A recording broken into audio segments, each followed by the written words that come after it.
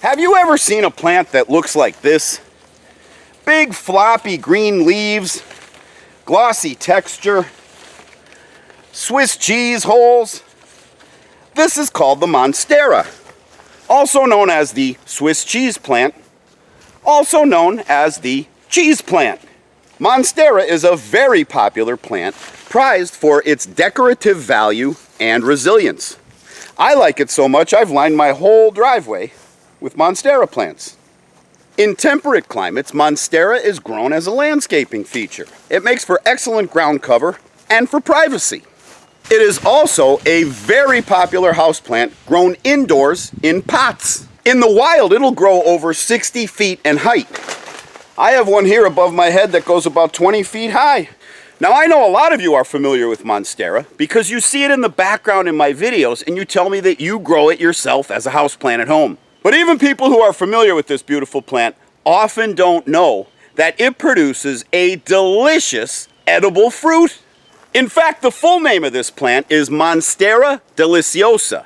Now, my Latin's a little rusty, but I think that translates to edible monster. Monster because the leaves are so big and thick, and edible because if you know what to look for, you can eat its fruit.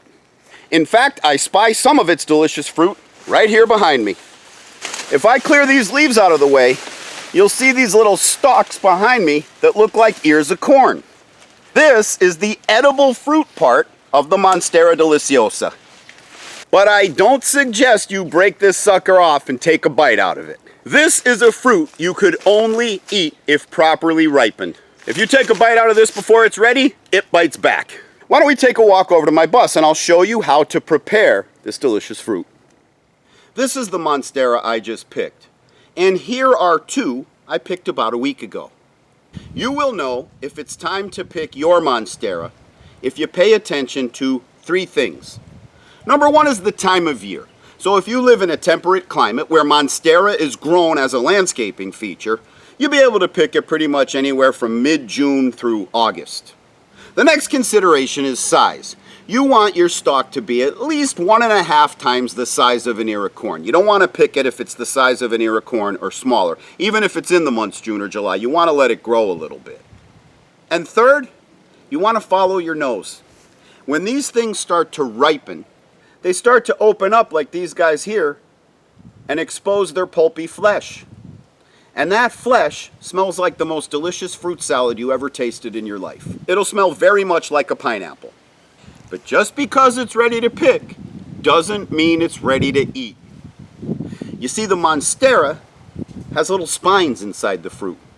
And if you try to bite into this before it's ripe, those little spines will get in your tongue and your throat and your lips and it'll irritate your mouth. In fact, even when this thing is ripe, there's a little bit of a kick to it. Very often, like some pineapples will do, it'll give you that sort of acidic taste in your mouth and your throat. Some people will describe a slight burning sensation.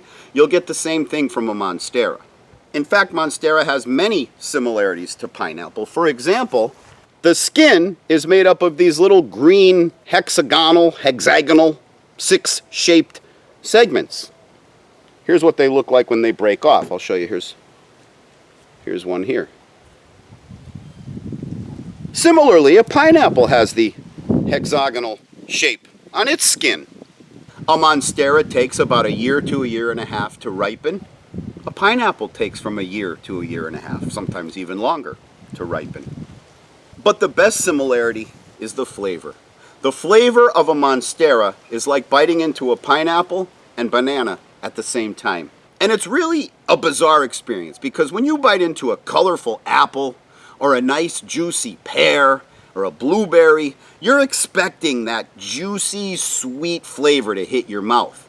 But when you look like this, the plant itself looks like a fern. This looks like nothing more than a seed pod, maybe a pine cone. You don't expect it to taste good. And you certainly don't expect it to be one of the most delicious flavors you've ever tasted in your life. But so far, everyone who's ever sampled one of these in my presence has the same reaction. First of all, they ask me, "You could eat that?" And then when I open it up, they say, "Oh my God, that smell." And then they take a bite and they close their eyes and they go, "That's delicious." And they chew it and swallow it and then they say, Oh yeah, it does.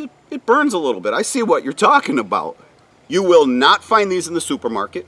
You will not find these at a farmer's market. You will be hard-pressed to find one of these online. Yet there might be 100 of these growing at the entranceway to your condominium, or maybe right behind you in a pot in your living room.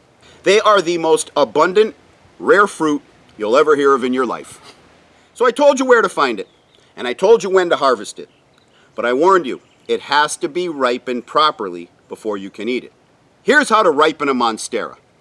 Go to your Monstera plant and hunt for some of these. If you find 2 or 3 or 4 that fit the criteria we talked about earlier, pick them. Go into your kitchen, set them on a plate. Just leave them there. Don't touch them. In about a week, you'll wake up in the morning and you would swear that someone is holding a slice of pineapple underneath your nose. When you walk into your kitchen, the smell will get stronger. You will see that the fruit is starting to peel itself. And look at how easy these kernels flick away. Look at this, right? All you got to do is kind of tap it, get rid of that. Now let's compare that to the one we just picked today, right? This thing is as hard as a rock. Look, I'm digging in there with my fingers. I cannot get that thing to break loose. This one, on the other hand, watch. I just very lightly tap it. Watch. And the pieces fall right off. See that? This is what's edible. This pulp in the core of the Monstera fruit. But you'll also notice that looseness doesn't continue all the way up the fruit. The further to the tip of the fruit we get, the more like it is the day we picked it. Because the fruit under there isn't ready yet. So you eat this, you're going to get a delicious flavor and a little bit of a tingle in your mouth. But if you try to peel this away and take a bite, not only will the fruit be sour, but you're going to sting your mouth. Okay, let's take a bite of one of these things. So I'll continue preparing it. See the kernels falling off? That's all I want, is whatever flakes off easy. Right? I eventually get to a point where the kernels don't want to come off anymore. See that? I don't want to bite any further than that. But here, oh, look at that. That's probably more than I'll want to eat. I'm going to save that, probably half of that for my wife. And that's the reason I told you to pick 3 or 4 at a time, because it's only going to ripen about 1 inch every day. So if you want a snack, you're going to, take about 1 inch off of each one. Once you're ready like this and you have this peeled down to the pulp, you bite into it just like an ear of corn. Oh my God. I have the same reaction every time I eat this stuff. It's like the first time I ever tasted it. I'll do it a little bit closer. You can see it's even got like little individual pods underneath the skin, like little kernels. See, here's like a little kernel here, right? I can kind of just puff that one kernel off and eat it. This tastes so good that I'm happy right now. Now, I've been happy all day, but I'm happier now that I took a bite of this stuff. Oh. It doesn't even taste like a fruit. It's so sweet. It tastes like some kind of candy, like something man-made. And this one I really let sit. I really let, like I could have started on this yesterday down at the bottom, but I let it sit an additional day. And that extra day just made it so good. And honest to God, it has a combination of a pineapple and banana flavor to it. I want to finish it, but I'm like an Italian grandma. Like when an Italian grandma makes sauce all day and then she serves the family and she gets more pleasure out of watching the family eat her dinner than she does eating herself. That's how I am with the tropical fruit I grow. I would rather watch my wife take a bite out of this and see the smile on her face than eat this myself. So I'm going to save the rest of this one, and I'm going to save this one here. And of course I'll sit this here one on a plate in the kitchen, and in about 5 to 7 days I'll be enjoying this one. So do yourself a favor. If you've been growing a Monstera plant, check it out periodically and see if it's sprouting this fruit. Or if you live in a temperate climate, keep your eyes open for these leaves with the Swiss cheese holes. Pick it according to the 3 criteria we talked about. Ripen it the way I showed you, and you will be eating the most delicious tropical fruit you didn't know you grew. And those of you who grow your own fruit know what I'm talking about when I say there's no greater joy than biting into a piece of fruit you grew yourself. I grew those Monsteras. I grew this beautiful golden pineapple. I grew this hand of bananas. But the thing I grow the most of is avocados. And our avocados are very different from the ones you buy in the store. At Sleepy Lizard Avocado Farm, we grow about 15 different varieties of avocado. They come in all different shapes and sizes. And if you'd like to get yourself a 10-pound box of Sleepy Lizard avocados, go to guacfarm.com.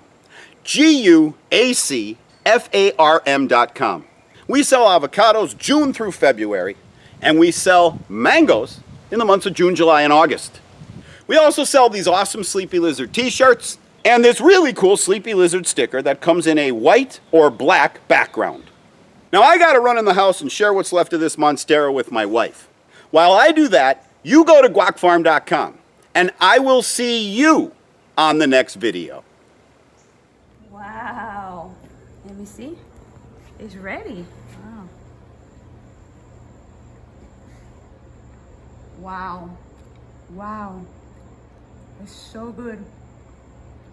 You want some? Because I don't think you're getting any.